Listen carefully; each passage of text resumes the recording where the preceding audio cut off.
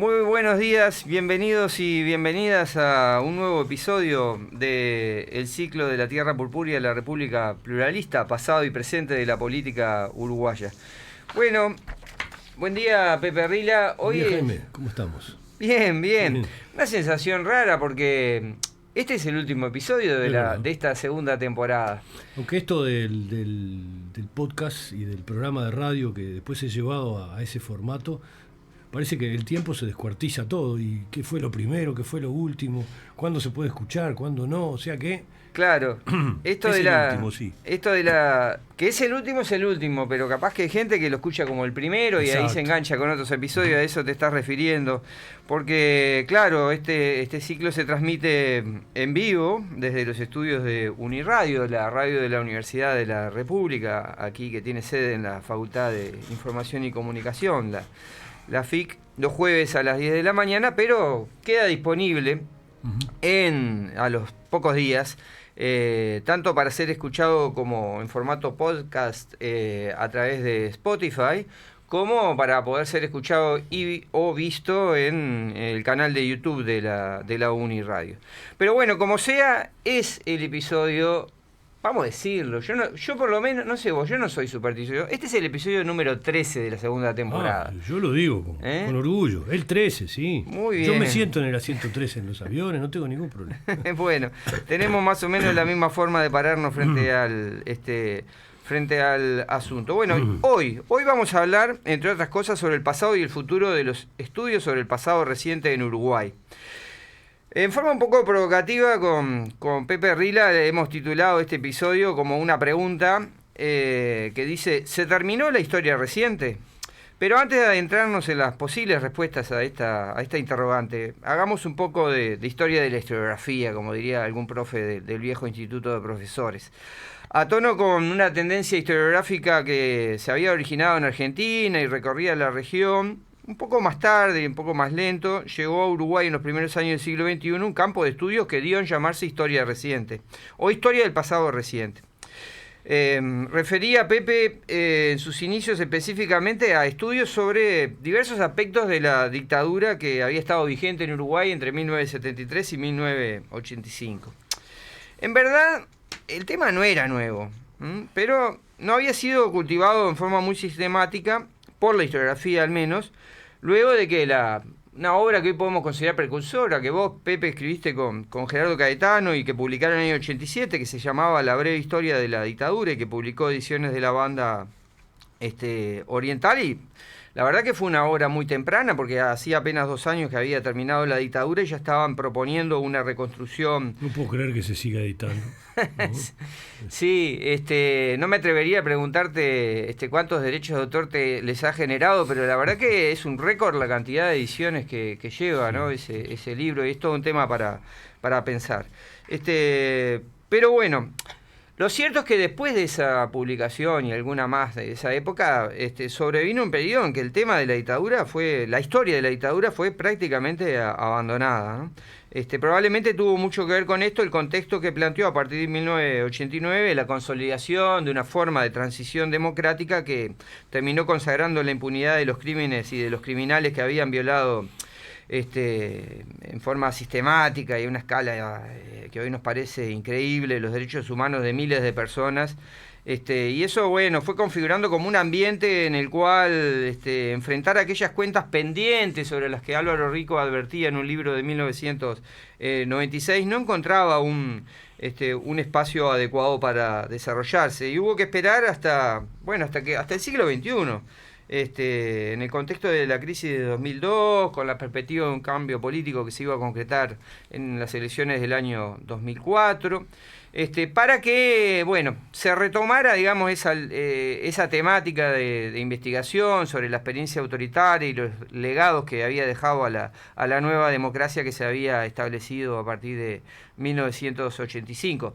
Y bueno, recordando un poco, precisamente en el año 2003, 30 años del golpe de Estado, con ese encanto que los aniversarios redondos tienen, Aldo Marchesi y Vania Marcarián, dos colegas nuestros, que hoy son los invitados a la conversación, organizaron un seminario que se titulaba, más que subjetivamente, ¿qué hay de nuevo en los estudios sobre el pasado reciente? En ese año también, en torno a aquel aniversario, los 30 años, la Universidad de la República organizó un evento bastante grande con la colaboración de varios centros, entre ellos el Centro de Estudios Interdisciplinarios Uruguayos de la Facultad de Humanidades, el propio nuestro Departamento de Ciencias Políticas, la Facultad de Ciencias Sociales. De aquel seminario que organizaron Aldo Ibáñez y de aquel evento cuya organización lideró Álvaro Rico, surgió un libro, una selección de trabajos que se llamó El presente de la dictadura. Y que Aldo Ibáñez, junto con Álvaro Rico, fueron parte del equipo que lo compiló. Bueno, resulta que 20 años después de aquel seminario y de aquel libro, Aldo Ibáñez acaban de publicar otro libro que se titula El tiempo no para. Ya veremos por qué se titula de ese modo. En él postulan algo así, ellos dirán si estoy en lo cierto, como el agotamiento de la capacidad de la historia reciente para avanzar en la comprensión de la experiencia dictatorial, de la crisis que la precedió y de la democracia a que dio lugar. Nos invitan a construir una temporalidad mucho más extensa que la que ofreció en su momento la historia reciente y a desatar, cito textualmente, el vínculo que entienden que existe entre la historia del pasado reciente y las formas concretas que asumieron nuestras democracias, nuestras en el sentido de, la uruguaya y otras democracias latinoamericanas que se establecieron más o menos en la misma época. Pero El tiempo no para, publicado en este año 2025, así que casi que podemos decir que tiene olor a tinta fresca, y que Pepe Rila está mostrando para quienes nos siguen por YouTube, para que puedan apreciar su formato y su tapa, que es parte de una colección, además, que se da en llamar nuestra política, que dirige el sociólogo, vamos a decir, franco-rioplatense, Denis Merklen, y que se publica en Montevideo por parte de Ediciones del Berretín, plantea mucho más que una reflexión meramente historiográfica sobre el pasado reciente. Probablemente por ello el subtítulo nos conduce a otras temáticas. El subtítulo es Historia, crisis y futuro para pensar proyectos de izquierda, ni más ni menos. Así que a continuación vamos a conversar con Aldo y con Vania sobre este libro y sobre los temas que aloja. De la tierra purpúrea a la República Pluralista.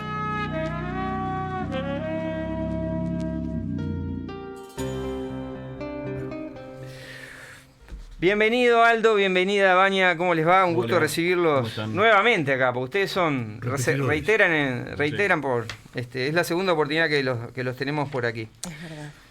Bueno, un gusto, la propuesta está hecha, queremos conversar con ustedes a propósito de este libro que acaban de publicar, El tiempo no para, Historia, crisis y futuro para pensar proyectos de izquierda. Sobre historia, historiografía, pero también sobre esto de del vínculo entre la historia y los proyectos desde una perspectiva de izquierda, tal como ustedes lo plantean. Pero empecemos por lo primero, el tiempo no para. ¿Qué es esto de que el tiempo no para? El tiempo no para es una canción que nos inspiró inicialmente, que es una canción de Cazuza, pero también está esta idea de que creo que la inspiración de la canción nos ayudó a pensar un problema que es clásico en la historiografía, que es la relación entre presente y pasado, ¿no? La idea de que de alguna forma las historias que escribimos los historiadores están muy marcadas por el presente, y las preguntas que hacemos los historiadores al pasado tienen que ver con una acumulación de la comunidad historiográfica, pero también tienen que ver con el presente en que vivimos, ¿no? Entonces, de alguna forma, cada presente ayuda a hacer preguntas diferentes a la historia, en tanto disciplina. Y en ese sentido, creo que partíamos de una constatación todavía difícil de plantear en términos empíricos, pero creo que es una intuición bastante clara y que es compartible hoy por hoy socialmente, que nuestro presente es muy diferente de aquel presente que ambientó el proyecto académico historiográfico de la historia reciente, ¿no? Ese es un poco el punto de partida, que vivimos un presente, y esto no somos nada originales, es algo que hay miles de ensayos hoy escribiendo sobre lo mismo de diferentes lugares, diciendo, bueno, hay algo que está cambiando, Está cambiando en el mundo, está cambiando en la región, y de alguna forma esto lleva a que nosotros como historiadores nos preguntemos si las preguntas que hacíamos antes siguen teniendo sentido o si necesitan ser reformuladas. Y en ese sentido el tiempo no para, o sea, el tiempo en el que vivimos no para y nos hace pensar de formas diferentes sobre el pasado. Vania, ¿qué decís en esta primera vuelta? No, yo creo que nuestra intención era historizar nuestra propia práctica. El texto tiene mucho de eso. El texto no es un texto historiográfico en sentido estricto. Es un texto que tiene mucho de reconstrucción, yo diría generacional, de nuestras trayectorias, de nuestros puntos de partida. Entonces ese título que evoca lo que quiera para el que lo lea, también evocaba eso, que para nosotros tampoco el tiempo ha parado y que nos gustaba reconocernos en ese cambio, que no somos los mismos que fuimos en los años 90, cuando tanto Aldo como yo empezamos a estudiar este periodo y estos asuntos, y en una década que nos marcó en la forma de entenderlo, ¿no? La marca generacional es la de los 90, dirían. Para nosotros sí, o sea, como momento formativo de nuestra práctica en el oficio, pero también de nosotros somos esa generación que yo he dicho, se dice del nunca más, ¿no? Nosotros creímos en ese momento que ese pacto democrático sí cumplía su promesa, que era la de más verdad, más memoria, más justicia, iba a proyectarse en el nunca más dictadura, o sea, en un presente democrático que iba a satisfacer. Estoy caricaturizando, por supuesto, nadie es tan ingenuo, pero de alguna manera eso estaba en la forma en que pensamos. Y ahí varias cosas, el lenguaje de los derechos humanos, ¿no? Era central para pensar este asunto, tanto en la política como en la historia.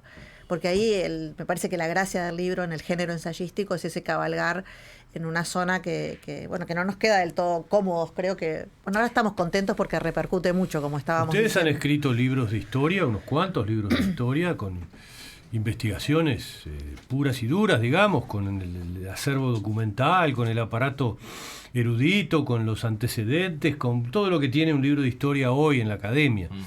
Este es un libro distinto, es un libro de opinión, dirían. Sí, claramente. Incluso de opinión formulada desde unos sujetos, dos, ¿no?, que se ven a sí mismos como un testimonio de una generación, pero a la vez como sujetos de la familia de la izquierda, ¿es así? Sí. ¿Sí? Claro. Bueno, ¿y cómo se sienten con eso? Con una cosa de opinión y de opinión jugada, ¿no? No hay mayores problemas, creo que en el fondo es un problema de lenguajes, creo que los posicionamientos existen siempre. El tema es cómo nos ponemos en diferentes... Lo que hay son diferencias de género y formas en los cuales uno se ajusta a ciertos formatos, pero en última instancia somos seres humanos con visiones del mundo, con sistemas valóricos, con ideas y con voluntad de dialogar con otros seres humanos. Eso también, creo que acá hay una reivindicación de... Pueden haber ideas fuertes, pero hay una actitud muy abierta al diálogo, a decir, esto es lo que pensamos hoy, tal vez estemos equivocados, pero hay una situación de crisis que requiere pensar.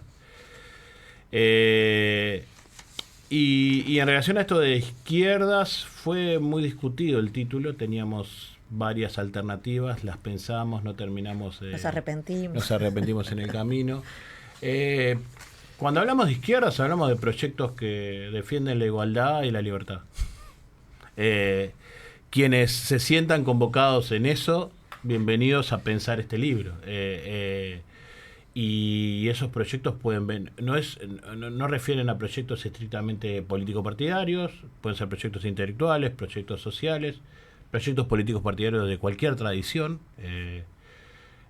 política, en el Uruguay concretamente. No es un libro que intenta hacer un manifiesto partidario ni nada por el estilo. Usan la palabra manifiesto más de una vez, sí. pero tratan de decir que no es un manifiesto, si no me acuerdo mal. No, en realidad retomamos otro libro que circuló bastante, que se hizo famoso en estos últimos años, que es History Manifesto, que es un manifiesto para la disciplina.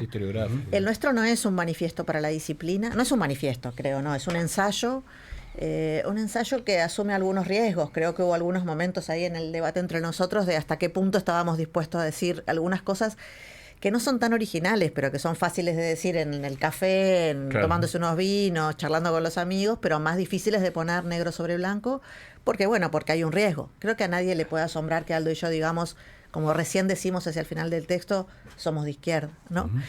Lo que puede asombrar es que lo digamos, no lo que estamos diciendo. Entonces, es ese lugar, me parece, el que es nuevo para nosotros, no lo que pensamos. Y también, perdón, una cosita, hay como, creo que hay algo que trasciende esto de ser de izquierda, que en la discusión más cotidiana de la política uruguaya puede ser hasta estigmatizante para algunos, digamos, para nosotros es simplemente una declaración honesta de lo que somos.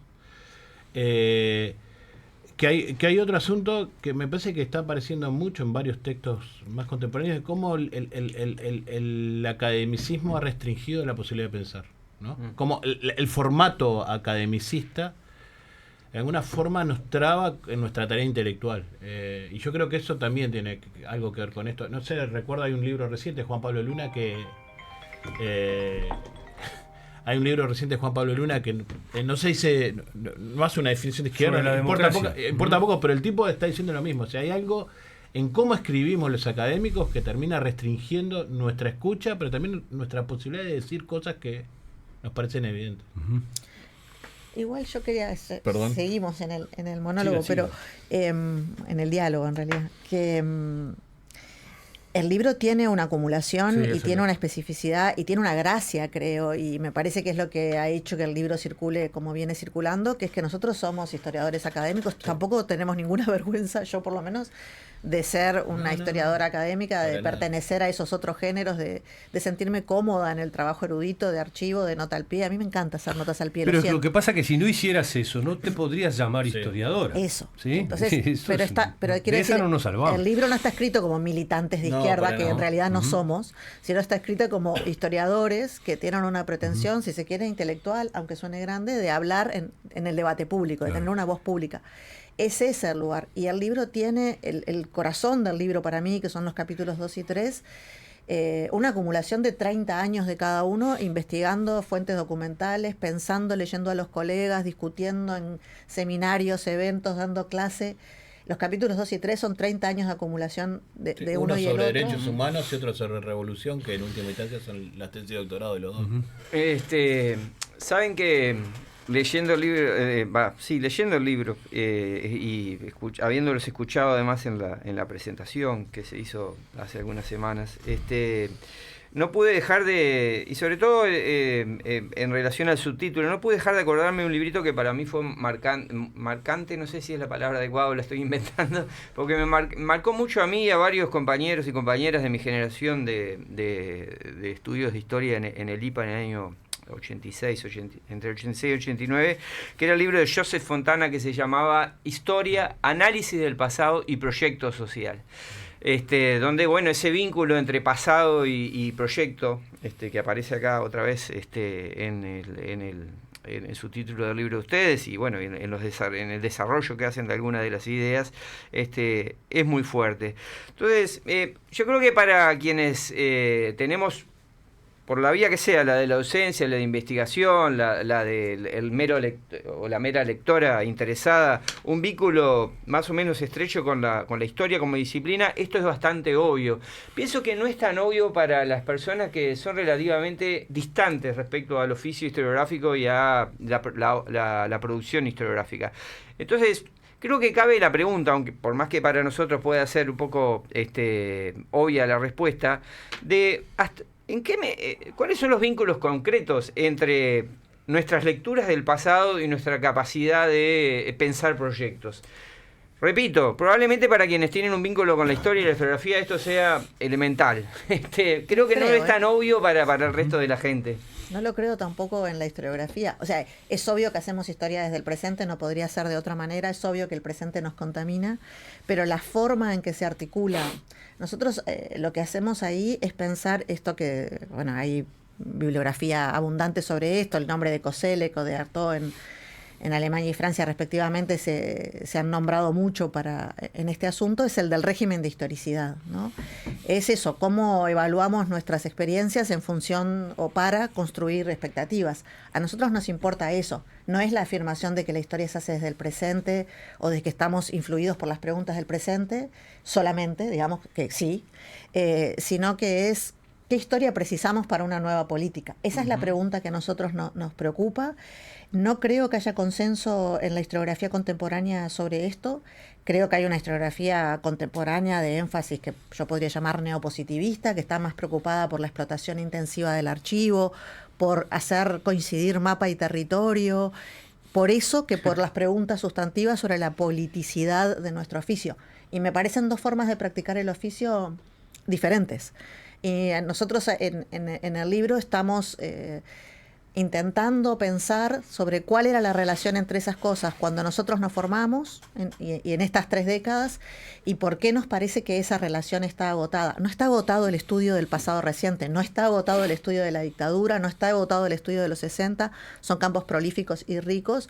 Nos parece que la forma de articular el tiempo que propusieron estas nuevas democracias de los 80 y que la historiografía, en tanto historiografía de esta temporalidad, que es la de la segunda mitad del siglo XX, si se quiere, en nuestra región, ha postulado. Me parece que el punto fuerte de lo que nosotros hacemos, creo que estamos de acuerdo, es haber encontrado ese lugar para hablar del tiempo como un factor esencial del cambio social. Estamos hablando del cambio social. La discusión sobre el título fue si no debía decir simplemente cambio social en vez de proyectos de izquierda.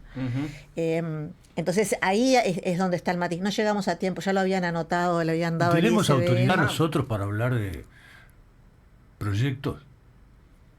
Tenemos la autoridad desde el oficio, digo, ¿no? Sí, desde Pivel de voto. No como ciudadano, ¿no? Pero la historia siempre ha sido ciudadana. Pongo Pivel de voto, pero el tema en todo caso, ¿qué proyectos? Pero siempre, aparte inevitablemente, me parece que hay algo que es inevitable, que es una cosa es que el presente que le pregunta al pasado y el pasado le complica al presente. Sí. Eso está claro. Sí. Eso en la operación es así. Sí. El futuro. Sí. Pero Pepe, en porque la breve el proyecto historia, tiene que ver con futuro, ¿no? Sí. Obvio. Bueno, entonces, ¿cuál es nuestra...? No digo que no la tengamos, estoy preguntando ¿qué autoridad tenemos? No, pienso que, o sea, no es un problema de arrogarse autoridad. Yo no tengo más autoridad que nadie. Digamos, ¿qué autorización tenemos? Creo que tenemos una voz específica porque nuestra materia es el tiempo, porque no se puede pensar el pasado sin pensar el presente y el futuro, pero de nuevo, creo que es una opción de una forma de hacer historia que nuestro gesto es explicitarlo. Creo que en La breve historia de la dictadura, que es un libro marcante para todos, está ese régimen de historicidad que nosotros estamos intentando desatar, que está en la transitología, que están todos los que nos precedieron en el estudio del oficio, incluso en la obra de Álvaro Rico en vastos momentos. Dicho sea de paso, Jaime estuvo en muchos de esos libros que mencionó como si no le incumbieran. Habla como extranjero. Creo que está eso, está lo de haciendo estos gestos, conociendo mejor ese pasado, estudiándolo mejor, avanzando, estamos garantizando unas condiciones de convivencia democráticas. Están en Barrán, cuando Barrán defendía hay que enseñar la historia reciente en el aula, y evocaba a Pivel para eso. Barrán estaba diciendo, lo decía con todas las letras, esto reafirma la democracia. Y yo creo que esa posición es válida, es una posición de autoridad intelectual, si se quiere, que se defiende. Lo que nosotros estamos diciendo es, desatemos ese nudo y pensemos de nuevo, no quitándole la autoridad a nadie ni arrogándonos otra. Bueno, vamos a seguir desatando ese y otros nudos seguramente en la segunda parte de este episodio, en el segundo bloque. Hoy, sí, el tiempo no para. Pepe. Estamos conversando con Aldo Marchesi y con Vania Marcarián. Omití al comienzo decir para la audiencia que no los conoce que Aldo es doctor en Historia por la Universidad de Nueva York, que es docente e investigador del Instituto de Ciencias Históricas de la Universidad de la República, que se ha especializado en la historia reciente del Uruguay y del Cono Sur con un enfoque, una atención particular a los procesos de violencia política, autoritarismo y memoria colectiva. Y que por su parte Vania Marcarián, sin tilde, como solemos verlo por ahí, es doctora en Historia Latinoamericana también, pero por la Universidad de Columbia, es docente e investigadora de la Universidad de la República, coordina el área de investigación histórica del Archivo General de la Universidad de la U, y su trabajo se ha centrado también en la historia reciente de Uruguay y América Latina, en su caso con particular interés en el periodo de la Guerra Fría, la violencia política, los movimientos sociales. Y para cerrar este bloque, Aldo nos propone una canción de Silvio Rodríguez titulada El Necio. Aldo, ¿por qué elegiste este tema? ¿Por qué te gustó para cerrar esta? Creo que da cuenta de todos los dilemas entre... Me parece una muy buena canción, un texto muy honesto. Y da cuenta de todos los dilemas de esa experiencia de las izquierdas de los 60 y 70 y de los dilemas de ese pasado en relación al futuro. El propio título ya es muy explícito en relación a eso. Uh-huh. Y creo que incluso si uno recorre la figura de Silvio Rodríguez da cuenta de eso. Muy bien. Actualmente el debate en torno a Silvio Rodríguez. Gastón Pepe pone en el aire entonces El Necio de Silvio Rodríguez.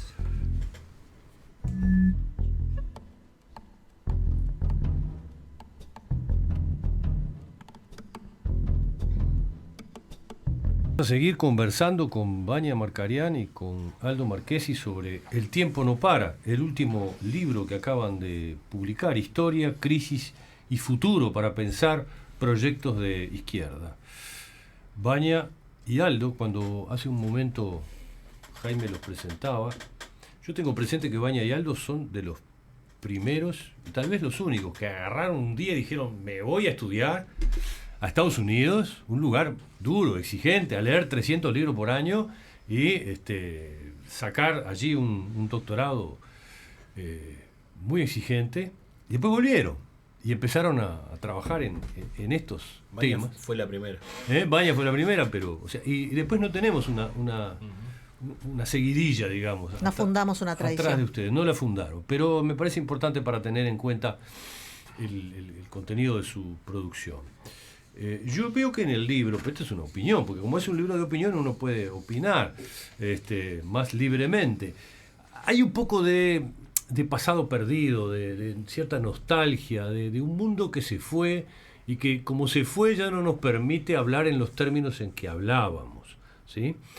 Es un mundo en el que muchas cosas en las que se habían puesto ilusión no se consumaron. Y por lo tanto estuvieron cargadas de cierta decepción. Pero a la vez los fundamentos de un pensamiento más utópico, más emancipador, siguen estando allí, vivitos y coleando. Entonces uno dice, ¿cuánto hay en este texto de ustedes de un paraíso que se perdió y que obliga a definir las cosas en términos distintos, con otro régimen de historicidad para tomar las palabras que ustedes toman, ¿no? Sí. ¿Cómo se llevan con ese tema, verdad? Del pasado perdido, de la nostalgia, de cierta melancolía. No quiero usar la palabra porque tiene hoy tiene una connotación historiográfica, pero podría. Yo creo que esto está dentro de los textos, de esa cultura de Enzo Traverso sobre la melancolía de izquierda, ¿no?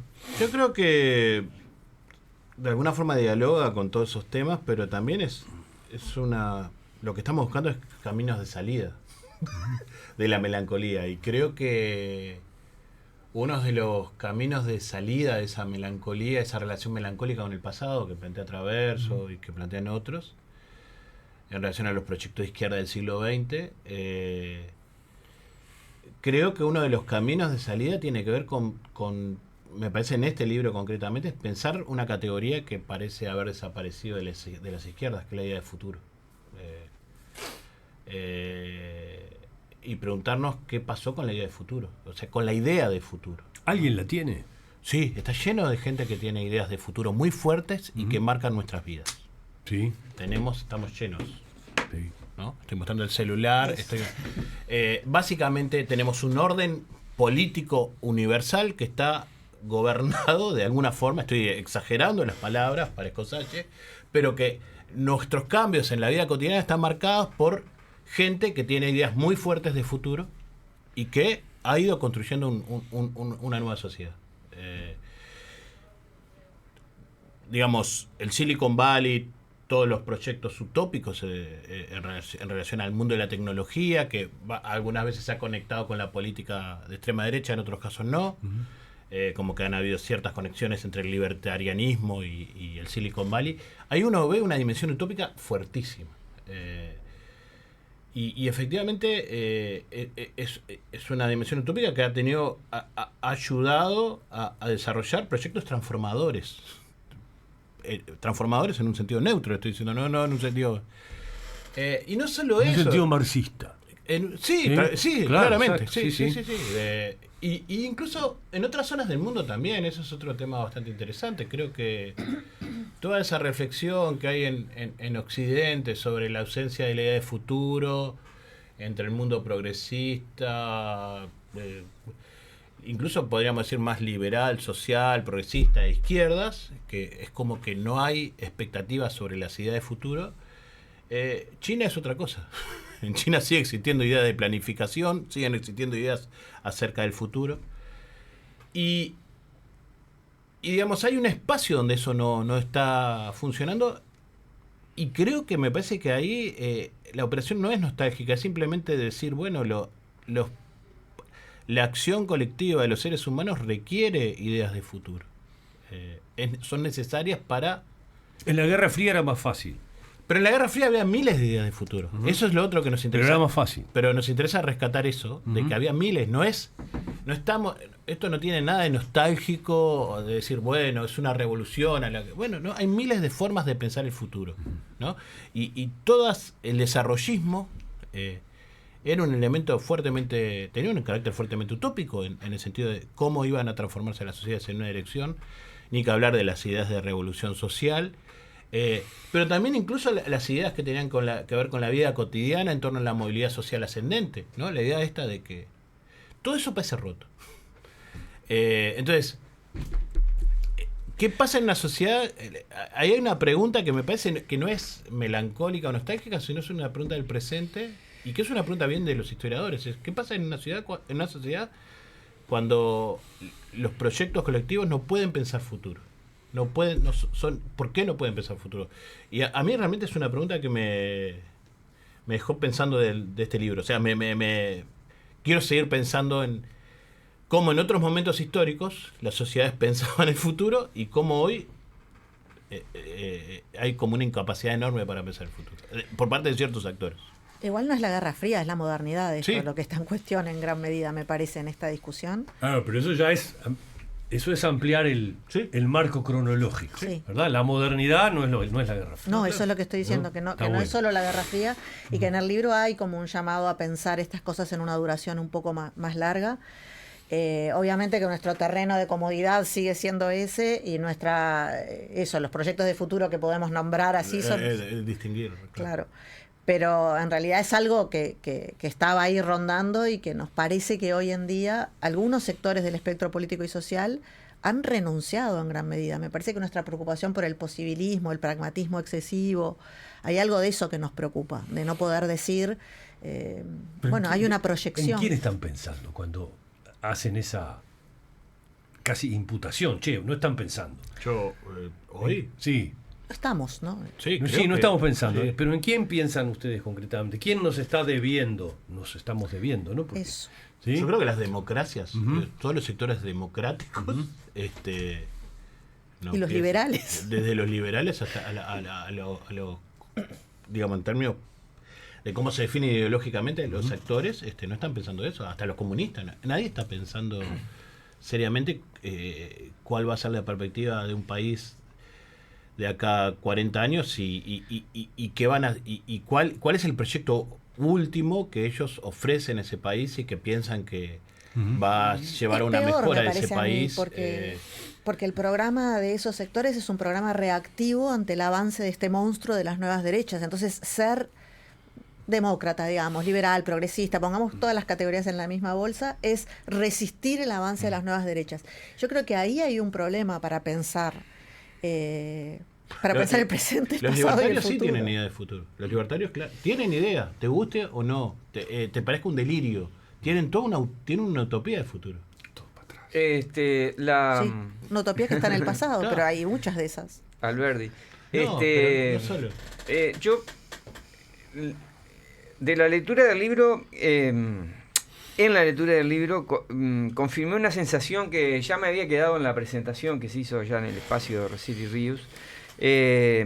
Más que de melancolía, de una sensación de melancólica, o nostálgica, perdón, respecto al pasado, de desencanto. De desencanto de los autores y lo que ellos representen en términos generacionales con las posibilidades de la democracia, de construir, digamos, una esperanza, también de la propia izquierda política y social, de avisorar un futuro mejor en algún sentido respecto a los problemas de nuestro presente. Y debo confesarles que francamente me impactó, me sorprendió esa sensación de desencanto. ¿Los leí bien? ¿Contesto yo? Contesto. Contesta. Yo creo que hay una idea fuerte, sí, de fin de ciclo, ¿no? Y esto es una cosa que capaz que hemos discutido más de una vez entre nosotros también. De fin de ciclo, de la idea de que ciertas nociones, ciertas formas en que concebimos la democracia y los derechos humanos en el ciclo que va, que es formativo de una idea muy concreta de democracia, de una idea muy concreta de democracia liberal que se construyó en los 80 en el Cono Sur. Un ratito, ¿no? Sí, que es una parte corta de una historia de la democracia mucho más larga, ¿no? Que implicó romper con ciertas ideas de democracia que existían en los 40, 50, ¿no? Donde, por ejemplo, Luis Valle decía que el mejor arma para luchar contra el comunismo era la democracia con justicia social, que no existía democracia si no había justicia social. Esa es una forma de pensar la democracia en los 40 y 50, que después pasaron cosas, y después tenemos una forma de pensar la democracia en los 80, asociada a la idea de poliarquía, incluso una forma de pensar los derechos humanos vinculado a los sufrimientos del cuerpo, los ataques concretos sobre el cuerpo, como determinadas características de pensar. Yo creo que hay algo de agotamiento de un ciclo, ¿no? De ese ciclo. Un ciclo que inició entonces en las transiciones democráticas. Claramente. Yo creo que hay algo de eso, sí. Hay algo como que las herramientas que teníamos para pensar lo social, que se fueron formando en ese ciclo, se están agotando. Y creo que eso le pasa desde a los movimientos sociales, a las izquierdas y a las instituciones que se fueron formando en ese momento. Es interesante, perdona, hablando de ciclo, de decirle a la audiencia que para ustedes en este libro proponen que ese ciclo que se inició en las transiciones democráticas terminó con la así llamada era progresista o giro a la izquierda en América Latina. Que fue el momento de más expansión de alguna forma de ciertas ideas de derechos dentro de ese marco. No sé, no quiero sonar defensiva. Yo no me considero una persona nostálgica y no sé si la categoría de desencanto tampoco me es útil. Yo creo que todos tenemos, esto es generalizado, por lo menos en los círculos en que yo me muevo, la sensación de caos, ¿no? De que los parámetros que teníamos para entender el mundo no nos ayudan a entender, no nuestro entorno inmediato, la vida cotidiana, uno la va resolviendo. Pero Trump, ¿no? Lo que hace Trump, las tarifas, un día una cosa, un día esa sensación de caos instalado, me parece que sí, que entonces esa percepción la tenemos y la necesidad de restaurar, ahí puede funcionar una forma inteligible de observar lo que está pasando a nivel social. Creo que eso sí lo tenemos. No creo que sea nostalgia de un pasado perdido, ni desencanto específico de un gobierno al que votamos. Yo no voto nunca con demasiadas esperanzas en el sentido de que esto va a traer una nube de algodón a la vida de nadie. Me parece que la política resuelve lo que resuelve y no resuelve lo que no resuelve. Pero sí la sensación de que necesitamos nuevos instrumentos, de que lo que sabemos hacer, lo que hemos aprendido a hacer en nuestra vida es intentar pensar con las herramientas de un oficio que querríamos pensar que sigue teniendo vigencia. Ahí hay algo de relación, de manifiesto, si querés, con el oficio. Yo he llegado a pensar en muchos momentos, lo digo en clase muchas veces, que para que la historia como forma de conocimiento del pasado siga teniendo sentido, hay que hacer una operación defensiva de algunas prácticas. Y hoy más que nunca, ¿no? Frente a otras bueno, frente a la inteligencia artificial, frente a un montón de cosas que se relacionan con el pasado de una forma muy diferente a esta práctica de siglos que nosotros realizamos. Yo creo que la lectura atenta, la observación minuciosa, esas prácticas antiguas son las que nosotros tenemos para observar un mundo que se nos presenta caótico y en que el nunca abandonamos.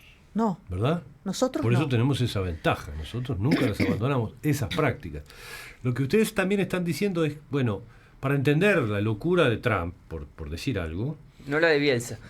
no la de Bielsa, la de Trump, que nunca es así, ¿verdad? Siempre es más complejo, ¿verdad? Me hace acordar a los que hablan de la locura de Hitler y no entendían nada, ¿verdad?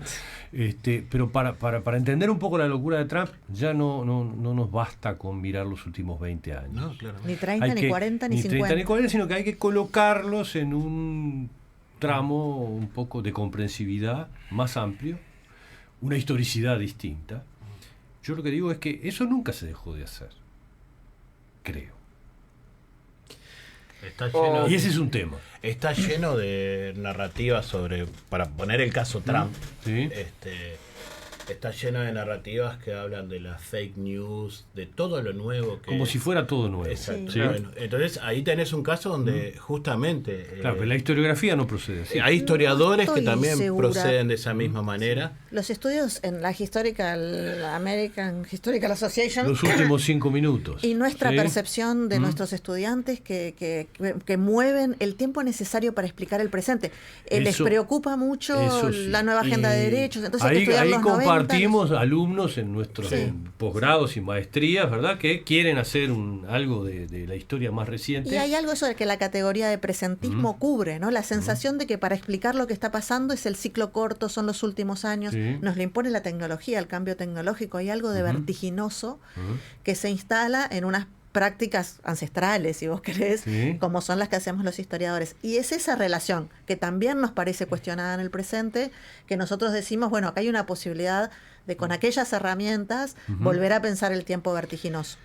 Y no sé, para poner otro caso, me parece donde esto emerge con bastante claridad, es en todo lo que tiene que ver con la relación entre el Estado y la sociedad y las ideas de derechos humanos que hemos manejado. Ujú.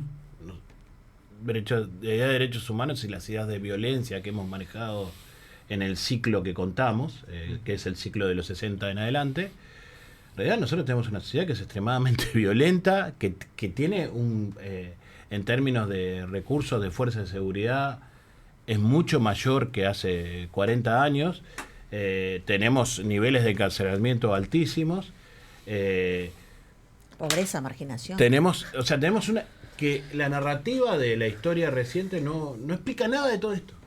Es como una narrativa paralela donde parece que los uruguayos se enfrentaron terriblemente en los 60, después hubo una dictadura y después los uruguayos nos reconciliamos y empezamos a reconocer las violaciones a los derechos humanos. Y tenemos por otro lado una narrativa en términos sociales que tiene que ver con con violencia estatal y con violencia social que no condice con esa narrativa. O sea, hay como un paralelismo enorme y problemático. Y eso no es, como decías vos, Jaime, ¿Desencanto? desencanto, es constatación de que hay elementos que estos instrumentos no nos permiten entender. También sabemos que está lleno de colegas que siempre estudiaron otras temporalidades. Sí, ¿no? sí, Eso- sí, por eso sí. digo, las cosas que en la simplificación del argumento, para hacerlo más fuerte, más persuasivo, uno deja de lado.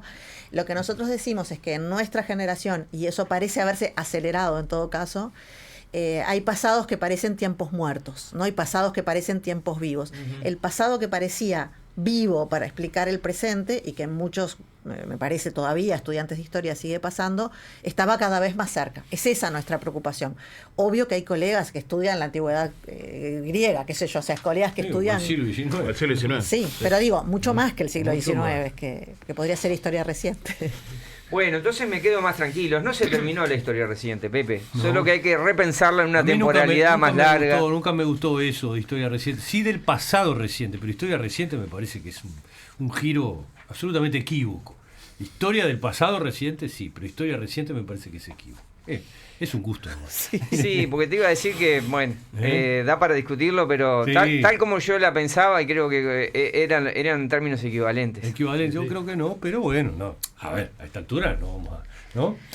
No, ojalá sea el comienzo de una conversación. A nosotros nos interesa conversar, con Claro. ustedes especialmente y con los colegas con los que hemos estado cerca, porque, bueno, lo decimos ahí en los agradecimientos. Nosotros nos formamos leyéndolos en el caso de Pepe, pero también en clase y con Jaime codo a codo. Entonces, Sí, es una experiencia compartida, por eso es que participamos de una discusión de manera tan viva, ¿no? Tan poco preparada, porque lo tenemos adentro todo esto, ¿verdad? Bueno, tenemos que terminar, Jaime Jafé. Esperamos haber contribuido a que aumente el número de lectores y de dialogantes con este libro de Baña y de Aldo. Nosotros tenemos que despedirnos, no solo del programa de hoy, sino del ciclo, en el caso de que esto hubiera sido escuchado consecutivamente. Aprovechamos para agradecer una vez más ahora a Gastón Pepe, nuestro operador, siempre al firme, atento, ¿verdad? Una garantía. A Juan Martín García, que se ocupa de las redes sociales, a Nahuel Silva, de llevar adelante el streaming, y bueno, a nuestro productor de siempre, Matías Ruiz Díaz. No me gusta despedirme mucho, así que vamos a dejarla medio por acá. Pero hay un tema musical para Por supuesto, cerrar, ¿no? iba a decir, la mejor manera de terminar es con un tema musical que en este caso nos va a sugerir Baña, ¿sí?